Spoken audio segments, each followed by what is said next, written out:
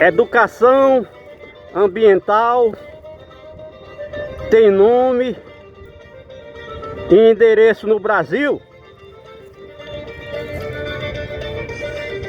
Rio Grande do Norte, Brasil!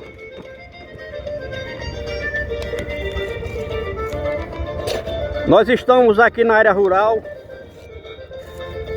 na lavoura do meu amigo baiano, no agreste do Nordeste.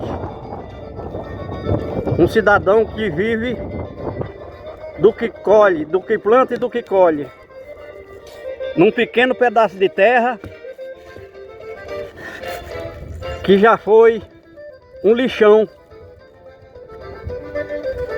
Há cerca de 24 anos atrás,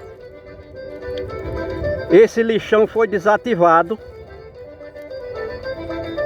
porque nós estamos a cerca de 100 metros de uma BR.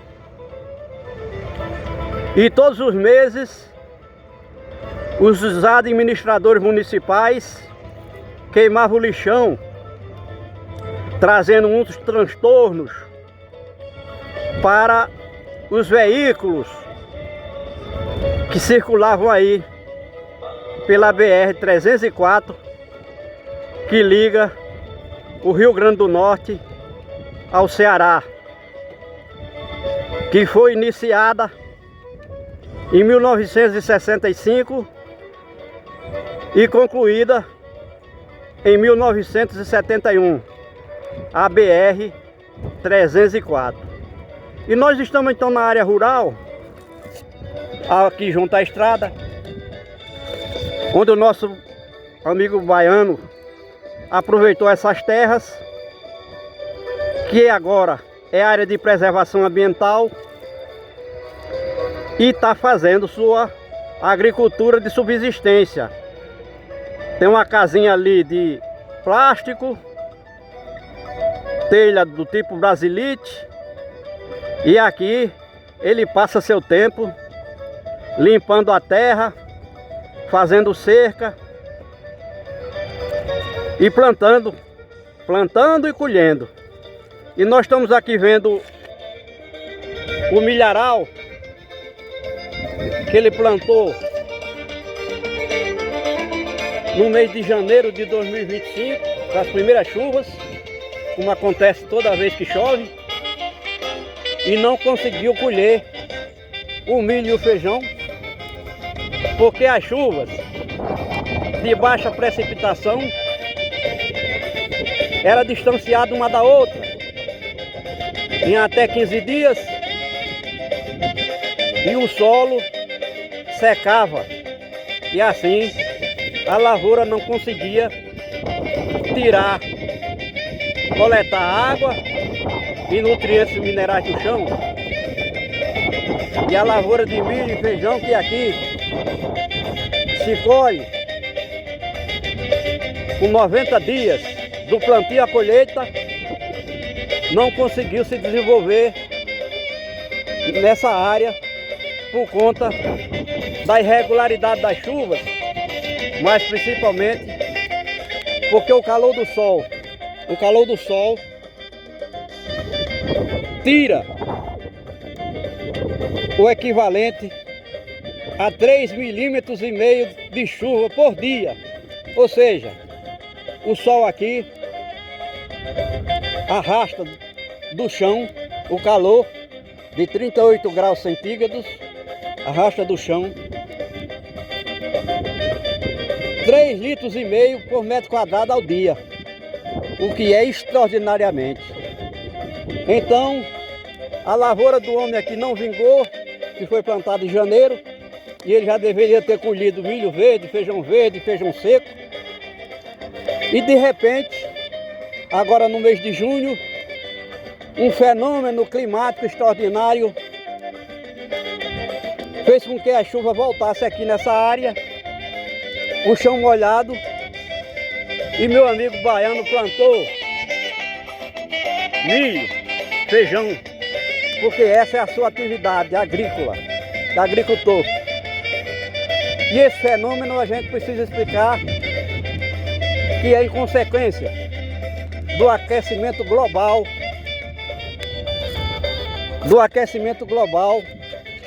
que fez com que parte do Oceano Atlântico na costa do Nordeste aquecesse 5 graus acima do normal, o que foi suficiente para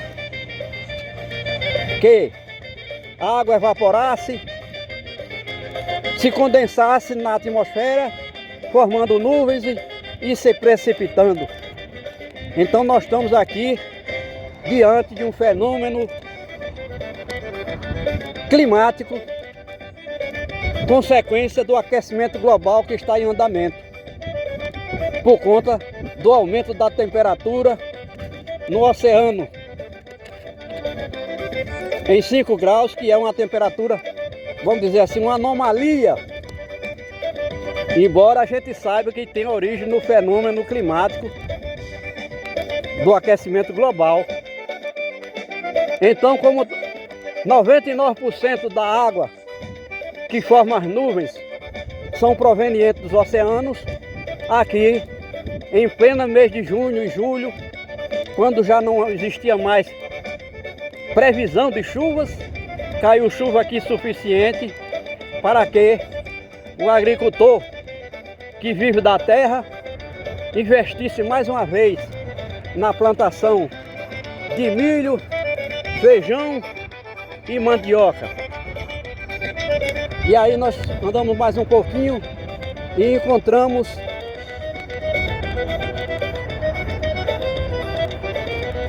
o que eles chamam aqui de pé de caju ou cajueiro, que ele plantou aqui aproveitando a umidade do chão. E a gente sabe que a planta precisa de água todos os dias, a planta e os animais. E aqui nós somos seres vivos de água doce, e a única fonte de renda e a única fonte de água doce aqui nessa área são as chuvas. A terra aqui só é ruim quando não chove no chão, mas se chover dá de tudo. Fartura tem de porção. Tomara, meu Deus, que chova. Tomara, meu Deus, tomara. Só deixa o meu cariri no último pau de arara. Ainda com relação às chuvas, esse pasto verde que a gente está vendo aqui não existia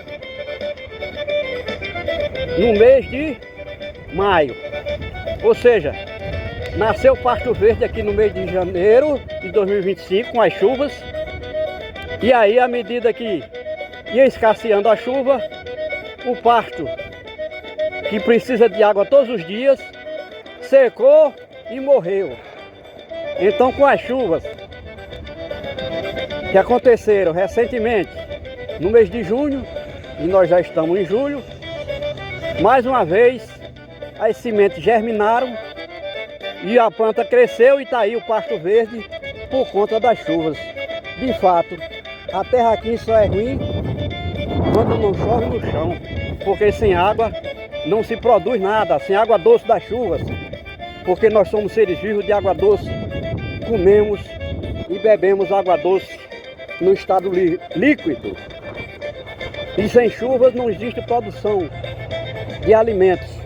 Sem chuvas não existe água para o homem beber. Nós estamos esse ano de 2025 com a crise hídrica no Rio Grande do Norte, onde os reservatórios acumulam menos de 50% de suas reservas de água. O que significa dizer que até o próximo inverno, que vai acontecer em 2026, esses reservatórios estarão secos. Existe pelo menos 10 desses reservatórios que são administrados pelo Instituto das Águas do Rio Grande do Norte e Garni. 10 deles estão com menos de 10% de sua capacidade de armazenamento. Isso prova que armazenar água da chuva no chão, a céu aberto, em barreiros, açudes, barragens, é suicídio. O homem precisa de água todos os dias, a exemplo de todos os outros animais e a exemplo de todas as plantas. Não podemos ficar dependendo apenas da água da chuva, que realmente já choveu esse ano mais de 300 milímetros aqui, mais de 300 milímetros. Significa 300 litros de água por metro quadrado. 300 litros de água por metro quadrado. Mas essa água, 99% dessa água já sumiu daqui. Então nós estamos vendo aqui o chão molhado, com as chuvas recentes que aconteceu, e ao ter solo úmido, foi suficiente para germinar plantas, para germinar sementes de plantas que nascem aqui favoravelmente com qualquer chuvinha.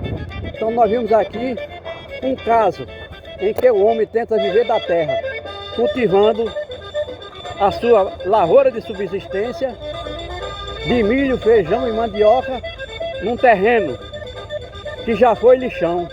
E hoje, depois que tiraram o lixo daqui, por ordem da rodovia, que é a BR-304, o homem aproveitou essas terras e plantou alimentos onde era lixo.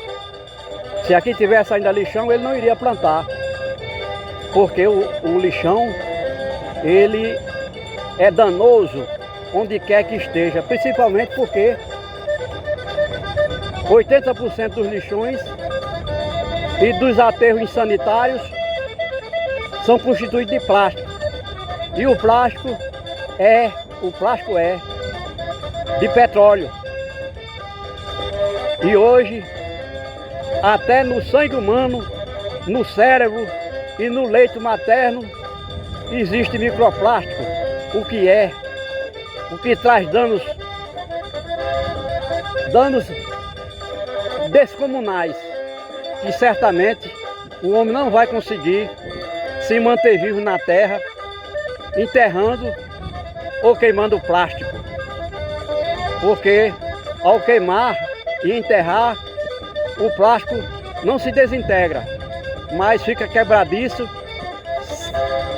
sendo convertido em microplástico, que, como a gente disse, é o pior lixo do homem. Pior mesmo do que petróleo. Porque petróleo é um lixo da natureza. Mas o plástico é feito de petróleo. Então o homem pegou o petróleo, que é lixo da natureza, e vai convertendo em microplástico. Ou seja, fabricando microplástico para danificar todas as formas de vida. Porque o microplástico está na seiva da planta, está no sangue dos animais.